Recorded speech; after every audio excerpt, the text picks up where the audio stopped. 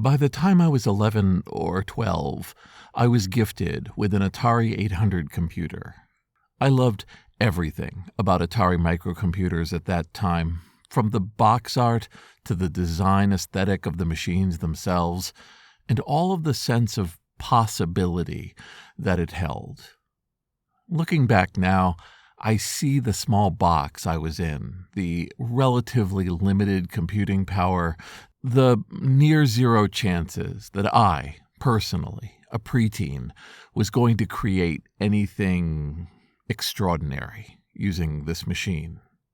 But still, living in my small room, enjoying day-to-day this powerful, seeming computer, I kept dipping into the dream, the fantasy, that I was going to create something unique, special, extraordinary.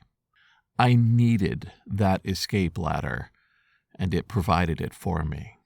Perhaps no contrast between what I wanted and what I dreamed for and what was sitting in front of me was the experience of trying to make custom Atari fonts. This is Jason Scott Talks His Way Out of It, a podcast about technology, history, and getting myself out of debt.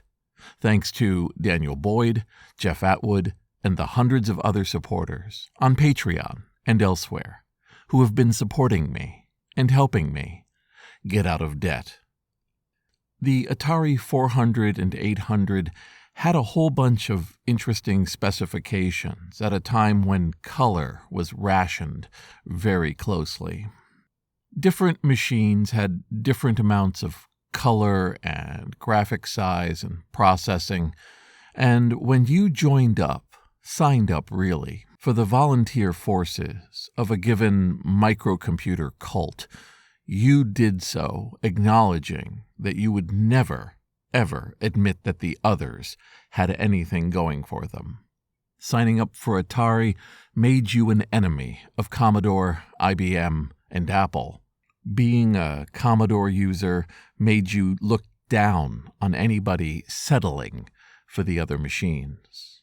Luckily, I was a little isolated, and so I didn't really have a chance to push that sort of narrative.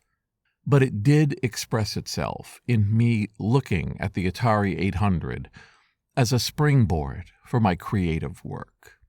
I can tell I was looking for a way out. At the time, I was not enjoying life at all. I was not comfortable in school. I was not really making a huge range of friends. I felt isolated, trapped, like this was it. Like after the initial childhood I'd had before my parents got divorced. That was the utopia I would never return to. In that sort of thinking, it felt like every single day, living like I did, was going to be more and more unhappy, unpleasant, grayer, darker. I was not prepared for any sort of future coming down the line. Believe me, if I could go back there and grab that kid by the lapels and tell him that everything was going to be okay, that would be great. But I had to struggle on my own. From this dearth of connection, the Atari 800 that I had was sort of like a powerful engine, a thing from another world that had landed in my room and was sitting on an old, beat-up desk in a very, very dark bedroom. I loved having the lights off, the curtains drawn, the shades down, living in darkness with a series of glowing televisions I had gotten out of various junk piles around town. Connecting my machine to these, I could play computer games while also looking at the news on different channels. I could find in that small pile of video signals refuge, a kind of sense of control, seeing all sorts of information coming in from the different channels and adding to it with my computer work. And after a while, I definitely stopped thinking incredibly dark thoughts and really started thinking about what could I do? What things could I make using this machine? It was a creative urge that took over. On the Atari 8-bit systems in their first generation, you had a number of graphics modes, and you also had the ability to change the font. In fact, there were ways you could do font manipulation to produce very fast graphics. By modifying the fonts themselves, you weren't trying to plot high-resolution images, you weren't beholden to uses of memory trying to figure out speed, and as somebody who didn't know assembly language, barely knew BASIC, this seemed like the best way that I could create some sort of game, some sort of idea, and use fonts to do it. Customization of fonts on the Atari was weird. If you could imagine a grid of different squares, and then each of those rows being manipulated by an 8-bit character whose ones and zeros would become the lit and unlit parts of that character, you might start to understand how weird it was for somebody with such little math training and no mentors to try to climb uphill. And I learned very quickly that graph paper was my closest friend. The idea of taking some sort of image and putting it down to the size of a character, then converting it to a series of dots that would fit within this small grid, and then have it all look recognizable from a screen, was just enough distraction, just enough limits for me to start to work within it. You ended up coming up with icons at a time before icons becoming the common lingua franca of computers. Whereas years hence I could see multicolored icons of a certain resolution representing machinery or games or programs, at the time, it was just a monochromatic set of dots that from a very, very large distance could possibly look like a creature, a gun, a wall, a laser, depending on how I could come up with it. And here's where I would normally be able to say, at the end of it, that I had a game, that I accomplished something. But I didn't. I never created a game on the Atari 800 using any of these tricks I was learning, never totally got into how best to do it.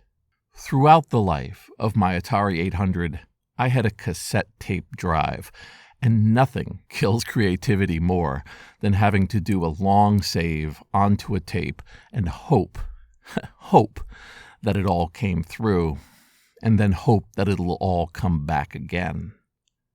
No, I don't have a happy ending in terms of being able to talk about a game idea I had. Game ideas came and went in my mind throughout my teenage years, some of them derivative, some of them feeling years later like they came from the same well as whoever created those games later. But I never made one.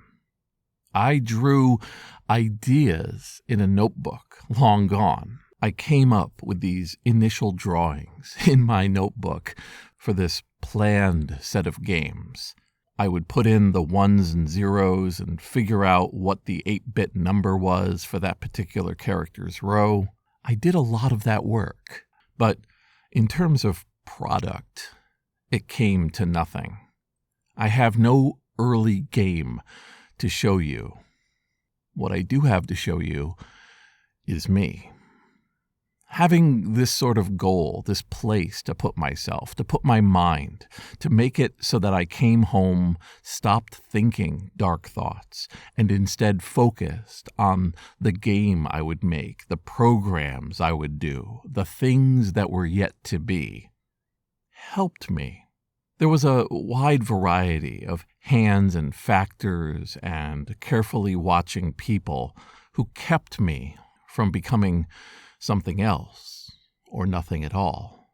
But among all those invisible and visible hands was the fact that having a dream of something bigger than where I was trapped, of having these ones and zeros work themselves up into a glowing character that I would be able to turn into a game, and from that game gain the notoriety, the money, the escape from where I was.